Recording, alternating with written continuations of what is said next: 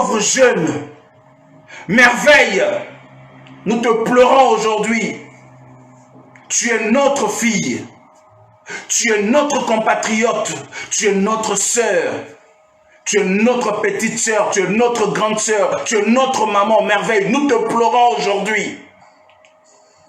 C'est que nous sommes dirigés par des soulards, nous sommes dirigés par des drogués, nous sommes dirigés par des criminels, nous sommes dirigés par des voyous, nous sommes dirigés par des incompétents, des bandits de grand chemin.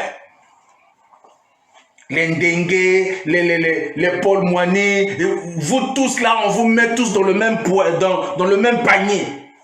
On vous met tous dans le même panier.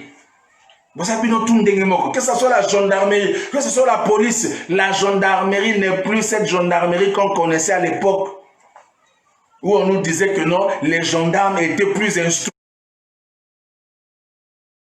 Live, parce que nous allons interpeller ici depuis le haut sommet là-bas, donc depuis le criminel qui est à la tête de notre nation jusqu'à ses sbires, donc les Ndengue, les Moigny, les Ituapoto, tout ce monde-là, il faut les interpeller, mes chers amis. Il faut que le monde sache qu'au Congo-Brazzaville, on nous tue tous les jours. Il faut que le monde sache qu'au Congo-Brazzaville, nous sommes terrorisés. Il faut que le monde sache que Merveille est morte à cause des masques. Il faut que le monde entier sache que Merveille a été tuée, assassinée par la gendarmerie. Maintenant, je voudrais vous dire, mes chers compatriotes, ce n'est pas une gendarmerie, mais c'est une milice. Oui. Cette gendarmerie est une milice. La police du Congo-Brazzaville est une milice. Parce que la police n'appartient pas au Congo. La police n'est pas une police nationale. La police, c'est la police de Ndengue. Mais Ndengue a l'habitude de dire, demander à tous ceux qui sont proches de Jean-François Ndengue le drogué, demandez-leur, il n'a-t-il pas l'habitude de dire que... Et donc vous voyez les policiers et les gendarmes quand ils sortent du commissariat ou de la gendarmerie, c'est comme si ils partaient à la chasse. C'est comme ça. C'est comme s'ils partaient à la chasse. Ils arrivent quelque part, dès qu'ils vous trouvent quelque part, là, ça peut être dans un arrêt de bus, ça peut être dans un coin de la rue, ça peut être même devant votre parcelle.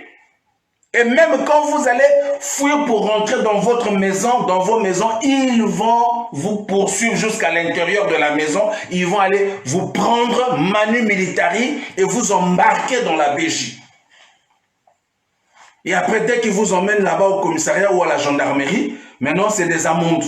Oh non, on les a trouvés, là c'était des attroupements, oh non, ils étaient en train de se battre, oh non, les autres ont fui et tout ça, bon, ce sont des bandits, ce sont des voleurs. On vous colle des motifs qui ne tiennent même pas. Donc vous êtes vous-même ébahi, vous êtes étonné de voir que le gendarme ou le policier est en train de mentir devant vous. Comme l'audio que nous venons d'entendre là de cette fille-là, qui était étonnée de voir le policier en train de mentir. Il les arrêtait devant Ebina. À côté, il y a l'arrêt de bus. Il les arrêtait devant Ebina. Mais arrivé là-bas, le policier dit au commissaire que non, je les ai arrêtés dans les maisons. Les maisons comment on appelle, les logements sociaux là, qui sont juste en face des Bina là, en Pila là. Oh non, je les ai arrêtés là-bas. Mes chers compatriotes, c'est comme ça. Et ces filles qu'on avait arrêtées, ils n'avaient pas la parole. Donc le commissaire n'a pas voulu les entendre. Le commissaire a dit, bon, payez 12 000 francs avant de partir, 12 000 à chacun. Et puis on vous libère. Voilà comment la police et la gendarmerie se comportent. Voilà comment la police et la gendarmerie se comportent. Tu Tu vois? Vous voyez, c'est comme ça qu'ils se comportent, mes chers amis, mes chers compatriotes. Et donc, on commence déjà à les intimider, parce que quand vous arrivez au commissariat, quand vous arrivez à la gendarmerie, on commence déjà à vous intimider. Donc ne tenez jamais des langages du genre à leur tenir tête. Lorsque vous allez commencer à les contredire, ils vont dire, ah, donc toi tu veux contredire la police, tu veux contredire la gendarmerie, bon, placez-le là-bas. C'est comme ça que ça fonctionne, donc des intimidations. Une fois que vous êtes intimidé, si vous avez l'argent, qu'est-ce que vous allez faire? Vous êtes obligé de donner. C'est comme ça que nos populations sont terrorisées. C'est comme ça que nos populations sont... je ne sais pas comment dire ça. Il me faut trouver encore des mots plus que le mot terroriste. Vous comprenez, mes chers amis? C'est triste. Mais les policiers et les gendarmes se comportent ainsi. Pourquoi? Mais parce que celui qui est à la tête de notre nation, c'est un voyou. Parce que celui qui est à la tête de notre nation, c'est un criminel. Les policiers et les gendarmes sont devenus corrompus. Pourquoi? Mais parce que celui qui est à la tête de notre nation est corrompu. Mettez-moi ici. Nous, on en a marre des crimes politiques crapuleux, des mochis. Parce que depuis que le pays-là existe, depuis que les mochis sont au pouvoir, il n'y a que des tueries à outrance. Vous voyez, nos compatriotes, ils ont été arrêtés et emmenés au commissariat. On peut aussi dire, ça peut aussi être aussi à la gendarmerie, c'est les mêmes réalités. C'est comme ça que la gendarmerie et la police fonctionnent. Quand ils arrêtent les gens dans les rues ou soit quelque part, on vous croise quelque part comme ça, on vous embarque pour rien. Je dis bien pour rien. Vous n'avez rien fait. Ces personnes-là n'avaient rien fait, mais on les a embarqués comme Merveille. Merveille n'avait rien fait. Merveille n'avait rien fait. J'ai même parlé avec un compatriote qui est en Caï là-bas. Il m'a dit, mais Merveille, c'est pas qu'elle n'avait pas son masque. Merveille avait son masque, sauf que le masque était en dessous du menton. Donc le masque était comme ça. Le masque de Merveille était comme ça. Vous comprenez? Le masque de Merveille était comme ça. Donc, pour un gendarme sérieux, il pouvait juste se rapprocher de Merveille et dire à Merveille, non, remonte ton masque. Merveille allait remonter son masque. Donc, si elle n'avait pas le masque comme ça, et même si elle n'avait pas le masque, est-ce que pour autant qu'elle mérite la mort? Dites-moi. Donc, on mérite la mort. Donc, le fait de ne pas avoir son masque, on doit automatiquement mériter la mort.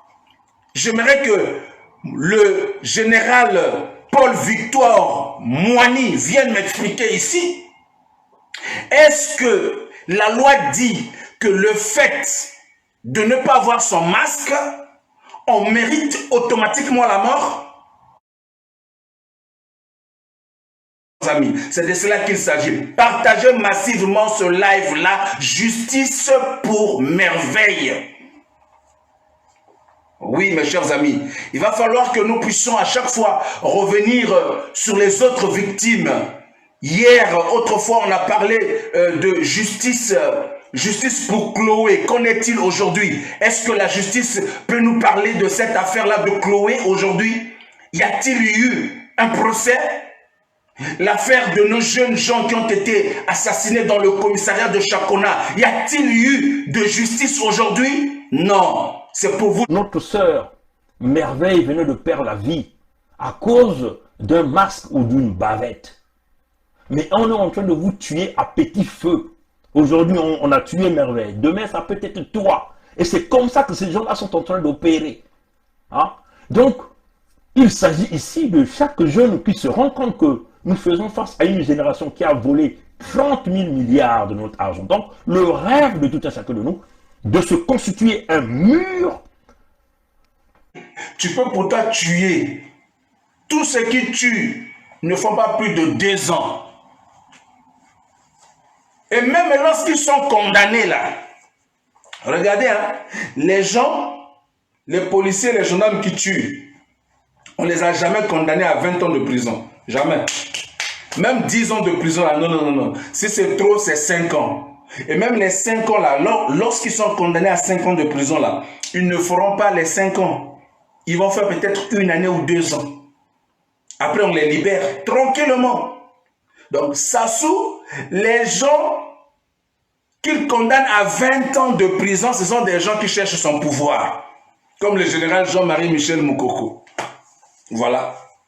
Quelqu'un qui n'a pas tué, quelqu'un qui n'a pas volé, parce que tout simplement, il n'a pas voulu reconnaître que tu es le président de la République et que tu as été élu au suffrage universel direct. On le condamne à 20 ans de prison. Et ceux qui tuent les Congolais, les condamnent à 5 ans, ils font que 2 ans, 1 année après, on les libère. Le peuple ne suivra jamais. Vous comprenez, mes chers amis? C'est de cela qu'il s'agit. Donc, à parler, oh non, les Congolais, il faut le changement de mentalité. Il faut d'abord, le changement de mentalité commence par celui qui est à la tête de notre nation. Le changement de mentalité commence par les autorités eux-mêmes.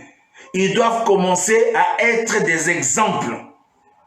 Lorsqu'on verra que Sassou ne vole plus, ne tue plus, vous allez voir aussi, les autres vont suivre.